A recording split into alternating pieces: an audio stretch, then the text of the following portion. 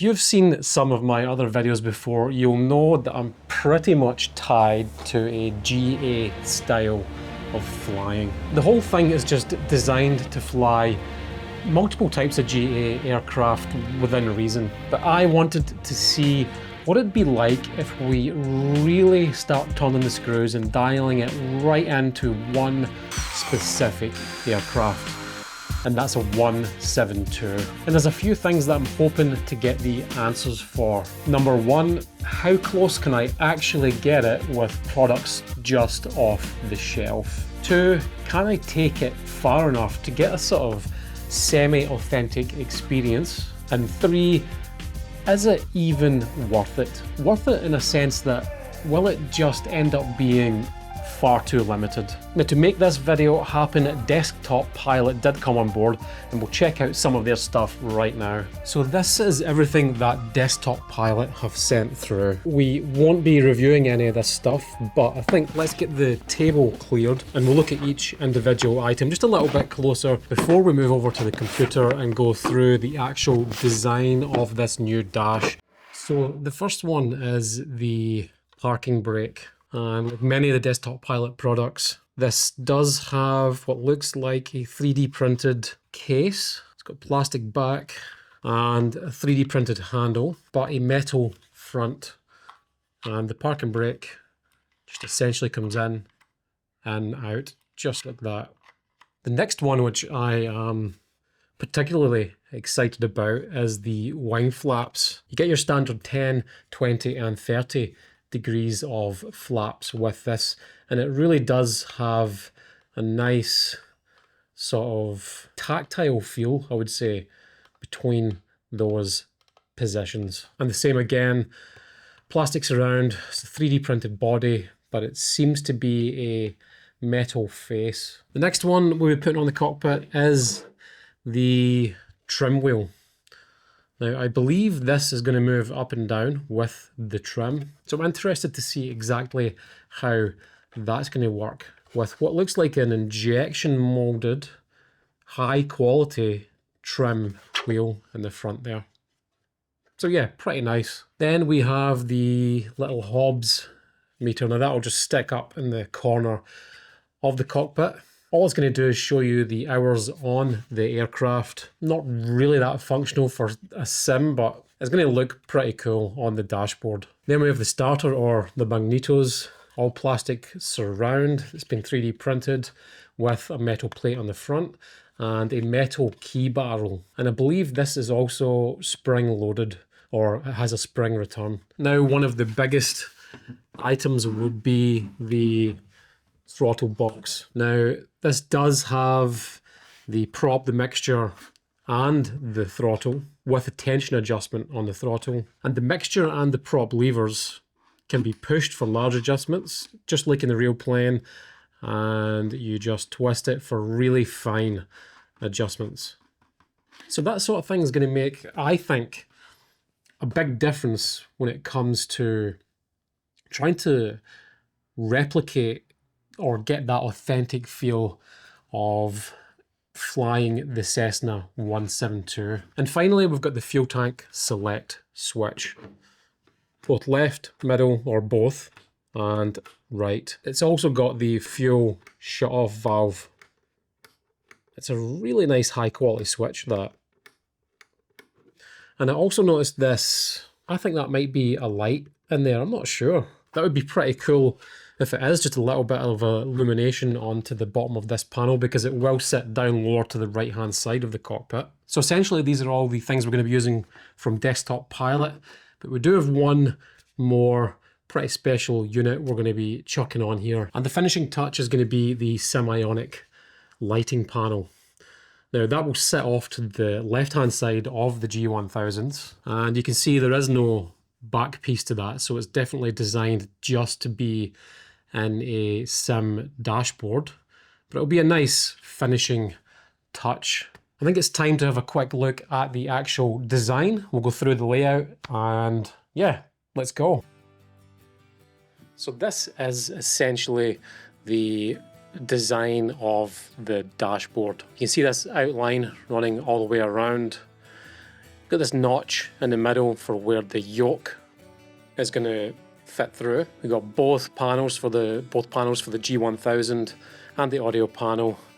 And this is where the semi-ionic lighting panel will sit in, much the same as a real-life Cessna. Then we have the ignition on the left-hand side, then the parking brake. Now, traditionally, or in real life, the parking brake should be almost directly under the yoke, but I'm not going to put it there because I think it might make things a little bit difficult getting in and out of the cockpit. So, you know, we'll put it on the left-hand side. And then moving over just underneath the G1000 is the throttle box. Then below that, the trim wheel. We've got the Hobbs meter on the sort of right-hand edge now. And normally that would sit up to the right-hand side on the dashboard, but we just don't have the room. So we're going to pull it down off to the side under the G1000. Then we have the Stream Deck. So that's the Stream Deck 32 key, which obviously you don't get in a real plane, but as far as I'm concerned, absolutely essential for any flight simulator setup. And then next to the Hobbs meter, you've got the flaps, which sits in between the Hobbs and the throttle box. And it's not marked on here, but the fuel pedestal will sit on a different platform to the lower part, just underneath the Stream Deck, essentially mounted to another part of the cockpit. And you can see the overall outline, the overall shape of this. Now, I struggled with the templates on the Desktop Pilot website. Not all of them have got the templates there. There's nothing you can download that's to scale, like line art, like a PDF. So I had to design my own. Now, you can see a few of these here. The black areas designate the actual cut through, and I'll zoom in a little bit.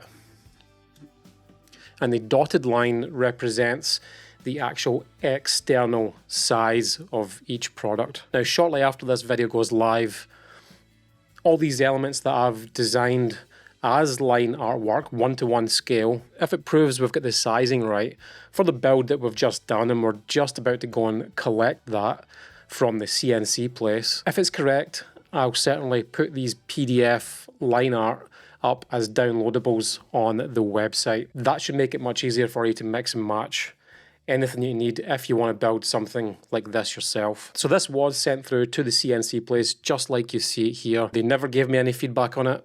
I'm just about to go and pick it up, so I think it must be right. So I just grabbed my coffee and we're on our way to pick up the CNC'd MDF panel that we designed. Now there's two things that worry me a little bit about this part. The first thing is, did I measure everything correctly and accurately enough? Because with sort of jobs like this, it needs to be millimeter perfect. Now the second thing is, I opted for a 12mm MDF this time. The last panel was a 17mm MDF. Now, the initial reason for that was I was just trying to make it a little bit lighter. I've only just realised in the past 5-10 minutes that I'm punching holes through most of this stuff, so it actually won't make any kind of useful difference. All I've actually done is weakened the dash. Now this is costing me around 200 Aussie dollars. That's about 140 US dollars to get this CNC'd. So I'm just going to go with it. We'll see what it's like. Let's just hope it's got the rigidity that it really needs. And this is it here. Let's just swing around, see if we can get it parked.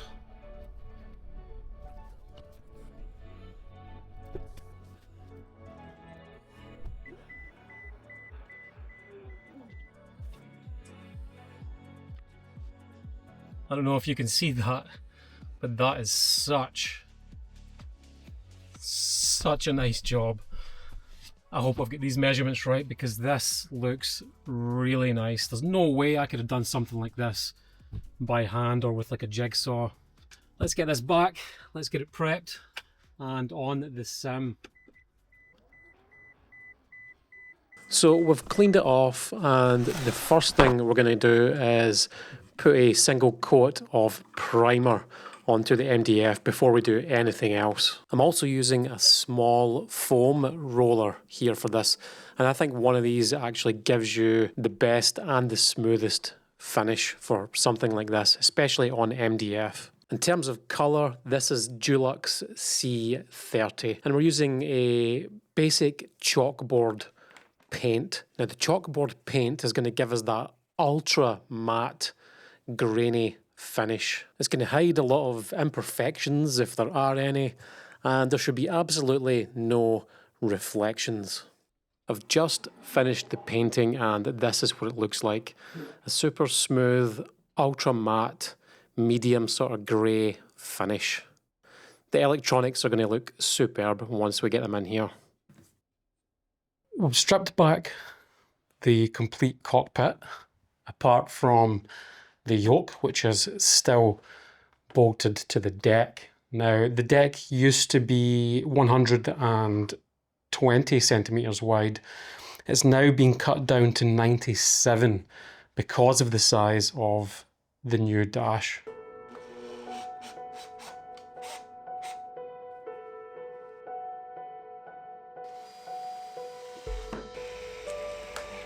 So we got this thing mounted,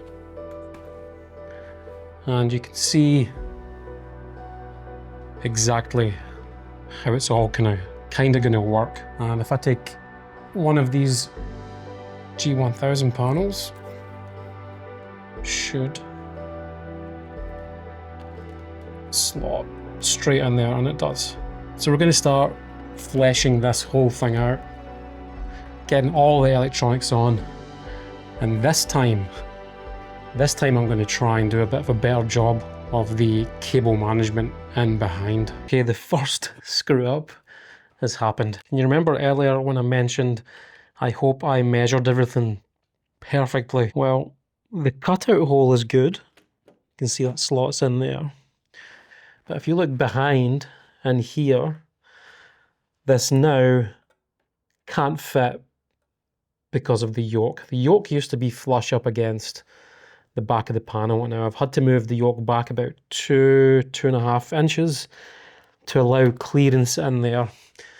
Not that big of a deal, but certainly I should have known about that. I should have figured that out before I put all these pieces together. Now I'm actually worried about the framing around the inside there to fit the G1000, but we'll find that out in a few minutes.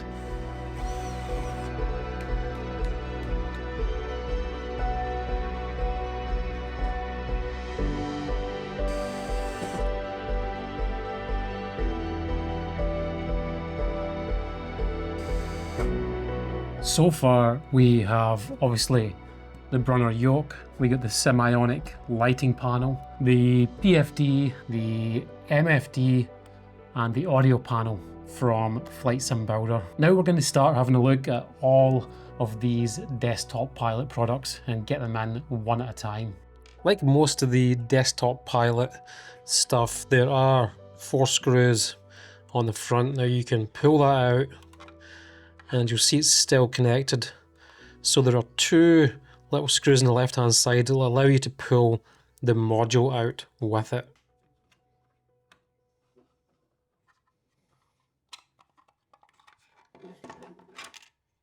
So this separated now will allow us to pull that through the front of the dash and then screw this back up on the other side. So we slot that in and screw it up nice and tight, and that feels like it's working pretty good. And I love that spring return off the start. Next is the park brake, and I'm already starting to see there could be some issues here. Not with the product, but you can see just it's the way I've designed the panel. It definitely needs more room and probably should have went under the yoke. The wing flaps, the Hobbs meter, straight in, no issues. But as you're about to see in a second, we have hit a bit of a roadblock. So we've come across a few stumbling blocks, 2 of them to be exact, and that is mounting the throttle box and the trim wheel. Now the trim wheel is entirely my fault. I never took into consideration what was behind the actual panel, and now because of the way the box wants to fit on the back, I can't mount it with the full enclosure. Simple fix to this is we just don't mount the rear enclosure, and we'll just bolt this straight through just in the front end. So we'll do that now, and then we'll come back to the throttle box because that's a little bit more complicated to explain.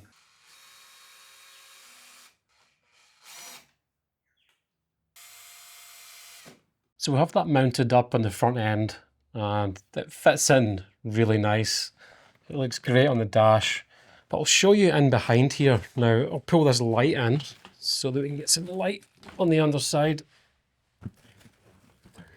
So you can see exactly how close the back of this little unit is to the cockpit. Now I could of course moved the dash forward, but I'd spent that much time in getting that position right.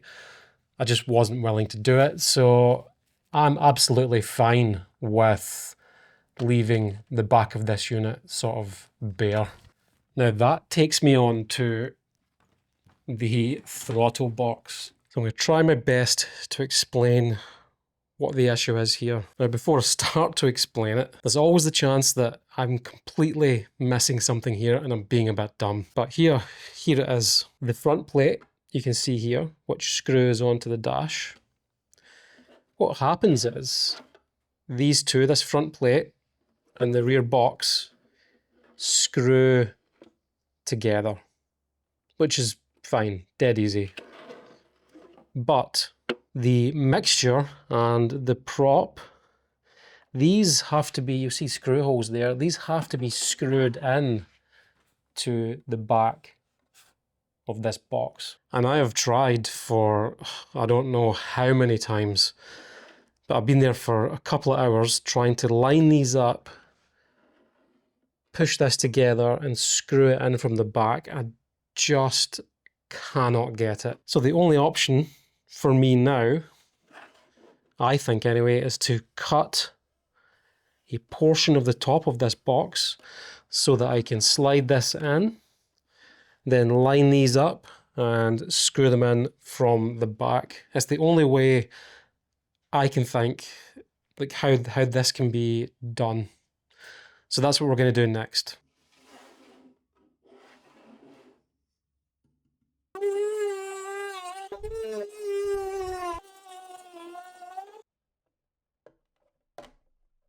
So this really worked quite well. You can see I've now got access into these two areas to line these up and get them bolted in. I've also got fairly easy access into the board here for reconnecting those parts of the throttle. It might look a little bit rough around the edges where that, I think it's PLE, has melted, but it's going to be sitting behind the actual console, so you're never going to see it. And I think we'll end up just putting a little cardboard flap above here just to cover all of that up. All in all though, pretty successful little cut.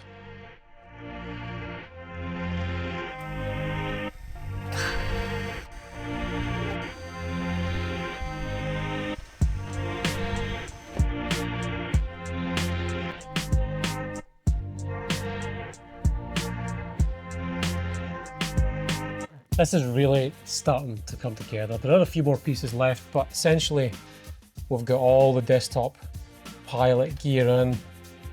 And we've got the G1000s in here. This is all fitted. Everything's pretty much as flush as it could be on the front. I'm super happy with the way all this has come out so far. Around the back, it's also looking pretty clean, although no cables at the moment, but we'll get to that soon. The next thing we're going to put on is the Virtual Fly Ruddos. Now, I used to run the Thrustmaster TPR, but I think for a more authentic sort of 172 experience, I'm definitely going to go back to the Ruddos for this. You got the load cell brakes, the full linear throw on the rudder pedals. It's just the obvious choice, not to mention the actual design. They just look very much like a Cessna rudder pedal, and I guess that's what we're kind of going for.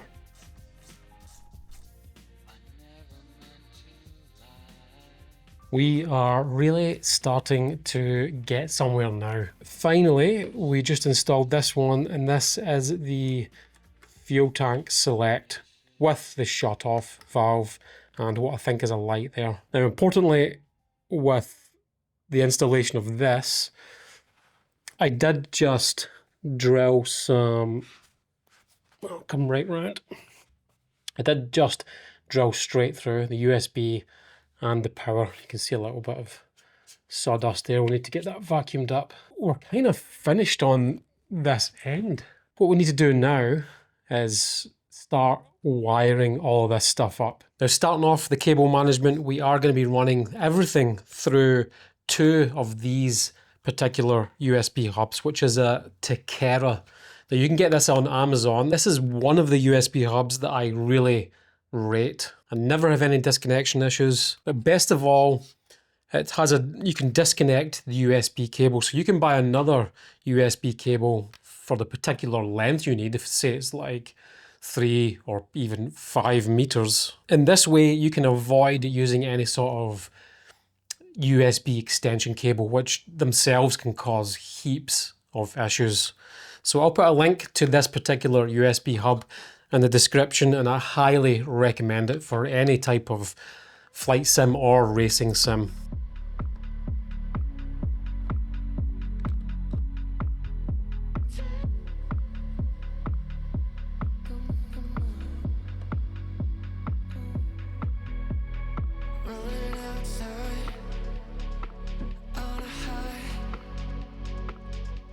So all of this is now cabled up as such. Now, I remember I did say at the beginning of the video I was going to do my best to improve the cable management. I do think I've done that, but there are going to be some people that look at this with a high degree of anxiety.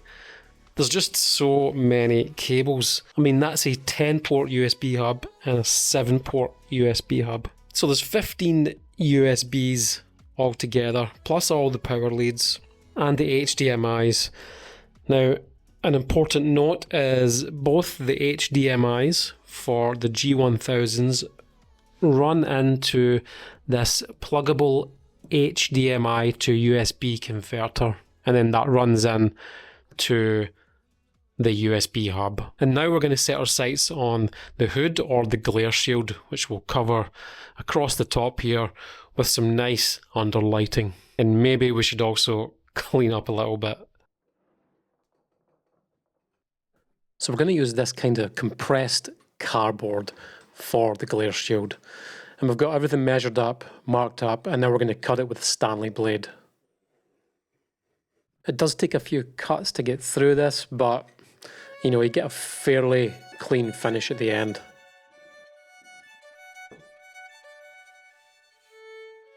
And we're now just cutting it to the correct size. You can see how easily it just snaps off after it's been scored. Pretty typical of this type of compressed cardboard.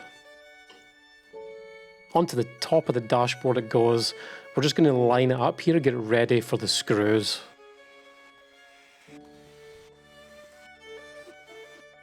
I'm now applying this sort of rubber vehicle trim that I bought on Amazon, just to, you know, finesse that edge a little bit.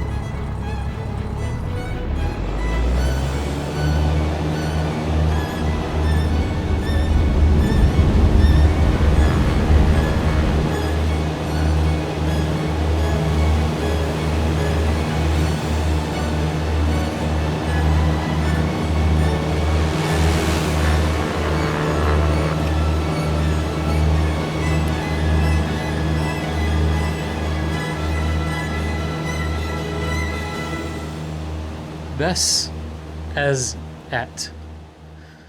Now what we're going to do first is I'll go through a complete list of everything that's on here pretty quickly, and then we'll get to the dashboard. And once we're finished talking about that, I'm going to go through a quick list of everything or every mistake that I made, so that if you want to do something similar, you can avoid some of these mistakes. So from the ground up, we have the Next Level Racing Flight Sim Pro. That's the back half and the front half. That sits on a platform with wheels on it. If we look through here, you can see the Ruddos, the rudder pedals. Very much a kind of Cessna 172 design. The monitors you're looking at, it's a triple 48-inch OLED by LG. Now these can be hard to get these days. I suppose an equivalent might be maybe like a 55-inch OLED TV. You will lose some of the benefits of using a monitor, but it definitely can be done. Now looking at the biggest set of changes, this complete dash setup. Now one thing that's remained the same for quite some time is the FlightSimBuilder G1000s. These are the TNXI variants. Definitely worth a look, and probably the best value G1000s that you can get at this point in time. Then the Simionic switch panel, which is very much Cessna dedicated. And of course the Brunner Yoke, or the Brunner force feedback yoke, which I've been using for quite some time, and it's never missed a beat. So that takes me on to what actually makes this cockpit, to me, now feel quite special. So we've got the desktop pilot ignition. We have the parking brake down there. We have the desktop pilot vernier throttle box, which really works really quite well. And I would say that's one of the biggest, most satisfying changes, I think, when trying to build this to like almost like a one-to-one sort of Cessna 172 cockpit, getting a more realistic sort of like power management as such. And the cockpit has made the biggest difference. We then have the desktop pilot trim wheel. Now you can see the little gauge there moving up and down. You can also tighten this trim wheel up just for a bit more weight in the trim wheel, and it really works quite well. The next one that I really like, and it is definitely it's a favourite of mine behind the throttle box and the trim wheel, and it's the wing flaps. I really enjoy the way this feels and sounds when you operate it. We then have the little Hobbs meter there. Let's be honest, it's just kind of there for show. It's not really even in the right place. It should kind of be up here, but we can't fit that in. And then we have the fuel pedestal. Again, I haven't used this too much. I'm not sure how much I will use it as I get to grips with all this new equipment in the plane. It certainly kind of drives the authentic kind of level experience, just having that sit down on the right hand side. Now this does have a light, although you need, I can't remember what it is, but it's another piece of desktop pilot hardware to be able to run that light. So as it stands at the moment, I don't have that, so that light does not work. And of course, all of this stuff here, all of it is kind of designed to get my hands off the keyboard and mouse, but we still can't do without the trusty Stream Deck 32 key.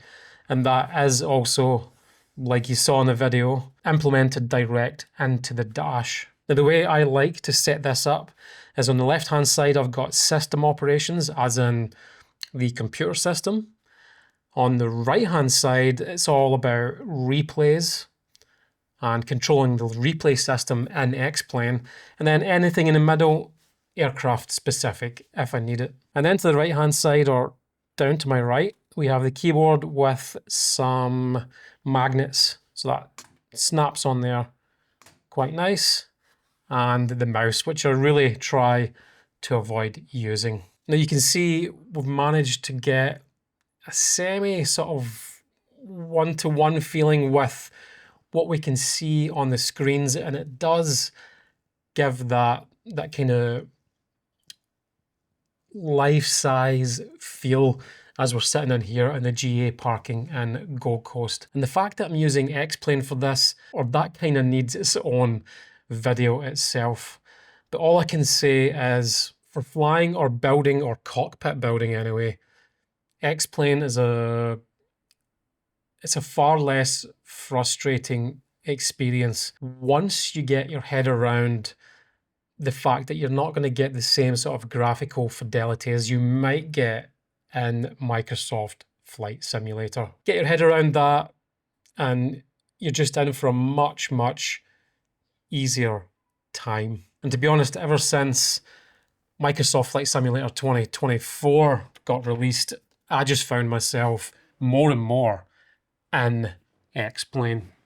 And it's something I've come to really appreciate much, much more over the past few months. Now, I did say there were some mistakes that I made and things that I'd wish I'd done different.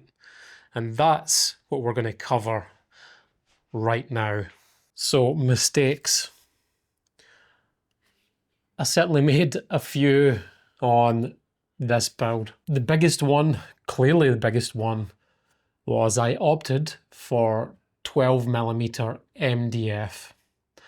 And that has introduced, I would say, a fair amount of, let's not say a fair amount, a little bit of flex into the panel overall. Now, the reason I went for 12mm was, I was in my head, I was like, weight savings. Never occurred to me until I was going to pick it up to get it cut that most of this stuff's all getting cut out. So that really weakened it. So I would 100% recommend 17mm MDF as a baseline.